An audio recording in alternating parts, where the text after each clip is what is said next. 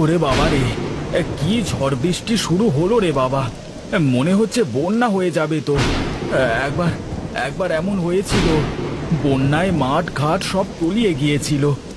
যাই যাই, তাড়াতাড়ি বাড়ি ফিরে একটা ভেলা বানাতে হবে, যাতে বন্যা হলে ভেলার উপরে আশ্রয় নেওয়া যায়।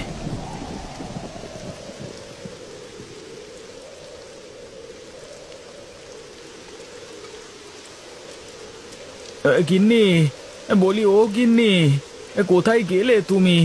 একটু এদিকে এসো তাড়াতাড়ি।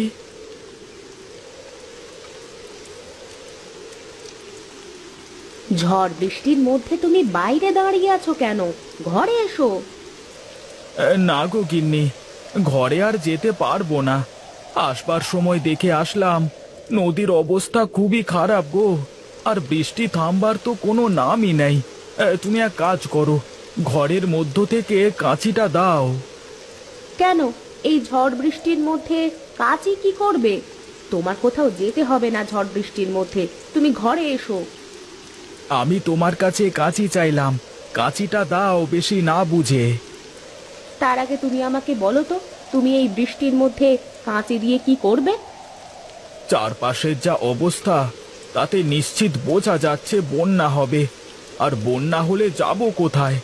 এমনিতেই আমরা নিচু জায়গায় থাকি, বন্যা হলে সবার আগে আমাদের ঘর তলাবে। তুমি আমাকে কাঁচিটা দাও, জমি থেকে কলা গাছ কেটে কলা গাছের ভেলা বানাতে হবে। আচ্ছা, তুমি দাঁড়াও, আমি এক্ষুনি দিচ্ছি।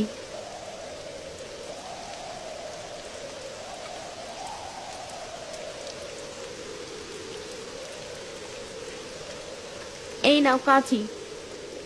ঠিক আছে, আমি একটু মাঠের দিকে গেলাম।